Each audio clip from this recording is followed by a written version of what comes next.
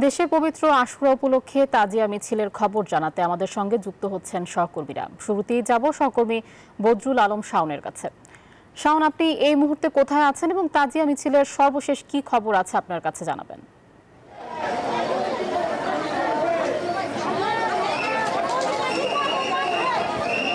ধন্যবাদ।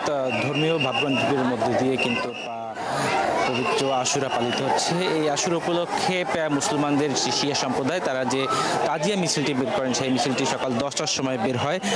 এই মুহূর্তে মিছিলটি ঠিক পুরনো যে জেলখানা রয়েছে সেই জেলখানার পেছনের এলাকাটিতে অবস্থান করছে।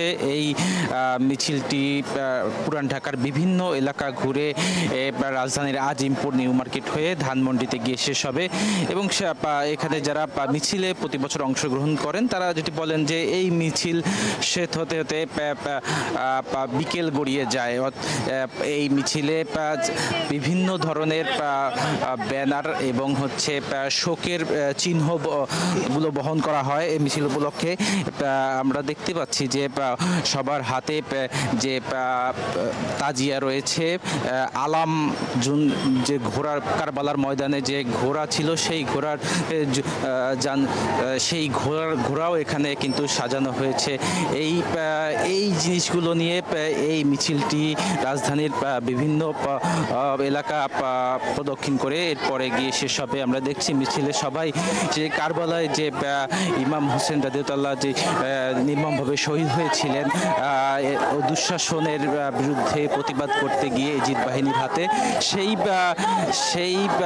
সেই স্মৃতি কিন্তু এখানে তুলে ধরা হচ্ছে এই মিছিল উপলক্ষে। আমরা চলে যাচ্ছি তাজিয়া মিছিলের অন্য প্রান্তে আছেন আমাদের সহকর্মী আরিফ হোসেন।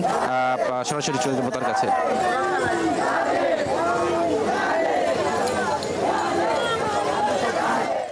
আসাদ গেটে আর এখানে হচ্ছে মোহাম্মদপুর থেকে একটি তাজিয়া মিছিল বের হয়ে আসাদ গেট হয়ে সেটি বিজয় সরণির দিকে যাচ্ছে।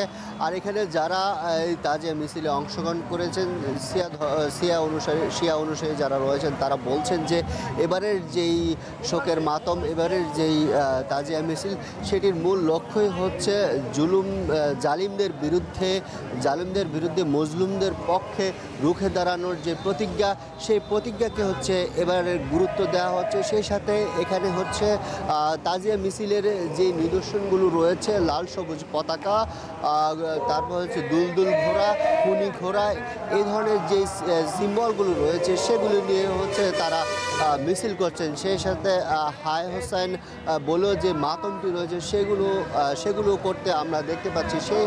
সেই সাথে এখন যে মিছিলটি রয়েছে সেটি কিন্তু বিজয় সরণি গিয়ে শেষ হবে। আর এখানে যারা অংশ নিয়েছেন যে তাজিয়া মিছিলে তারা বলছেন যে বর্তমান বিশ্বের যে মুসলিম সমাজ আছে, যে মুসলিম ধর্ম অবলম্বী যে অনুসারীরা রয়েছেন, এখনই সময় হচ্ছে সবার ঐক্যবদ্ধভাবে হচ্ছে সামনের দিকে এগিয়ে যাওয়া।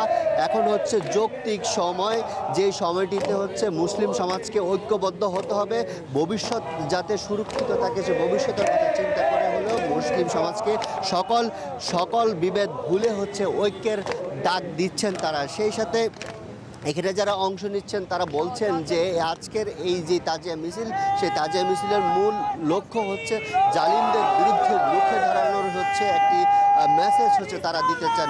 এই ছিল আসাদ গেট থেকে সবশেষ। আরও সংবাদ জানাতে চট্টগ্রাম থেকে যুক্ত হচ্ছেন আমাদের সহকর্মী নয়ন বড়ুয়া। জয়, আপনি সেখানকার যে তাজিয়া মিছিল বা যে আয়োজন সম্পর্কে একটু জানাবেন।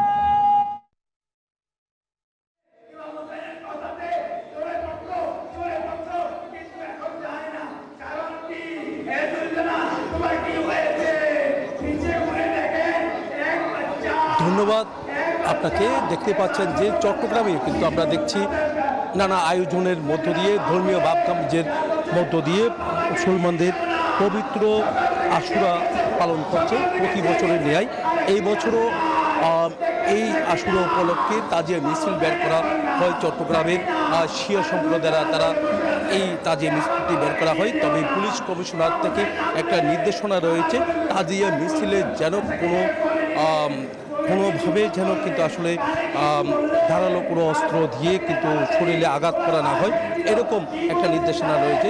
একই সাথে আতশবাজি যেন না হয়, একই সাথে অন্যান্য যে তারা যেভাবে সেভাবে যেন শরীরের উপর আঘাত করা না হয় সেই নির্দেশনা কিন্তু রয়েছে। আমরা দেখতে পাচ্ছি সকাল থেকে শিয়া সম্প্রদায়ের তারা কিন্তু জড়ো হয়েছেন। তাজিয়া মিছিলটি একটু পর কিন্তু বের হবে। দেখতে পাচ্ছেন এই যে আশুরা উপলক্ষে তাজিয়া মিছিল কেন বের করা হয় সেই বিষয় নিয়ে তাৎপর্য তুলে ধরা হচ্ছে। এখানে যে খতিব তার নেতৃত্বে তাজিয়া মিছিলটি বের করা হয় প্রতি বছরের ন্যায় এবারও তার কোনো ব্যতিক্রম নয়। আমরা দেখছি চট্টগ্রামের সদরঘাট থেকে এই তাজিয়া মিছিলটি নিউ মার্কেট হয়ে আবার একই স্থানে এসে শেষ করবে বলে আমাদেরকে জানিয়েছেন। আমরা দেখতে পাচ্ছি বিভিন্ন জায়গায় আশপাশে কিন্তু আসলে হাই হুসাইন ধ্বনিতে কিন্তু মুখরিত হয়ে উঠছে। সব নিয়ে বলা যায় যে আশুরা উপলক্ষে পবিত্র যে আশুরা উপলক্ষে যে তাজিয়া মিছিল সেই তাজিয়া মিছিলটি চট্টগ্রামে একটু পরে কিন্তু এই মিছিলটি শুরু হবে বলে আমাদেরকে জানিয়েছেন। তো এই ছিল আমার এখানকার সর্বশেষ। ফিরে যাচ্ছি স্টুডিওতে লাইবার কাছে।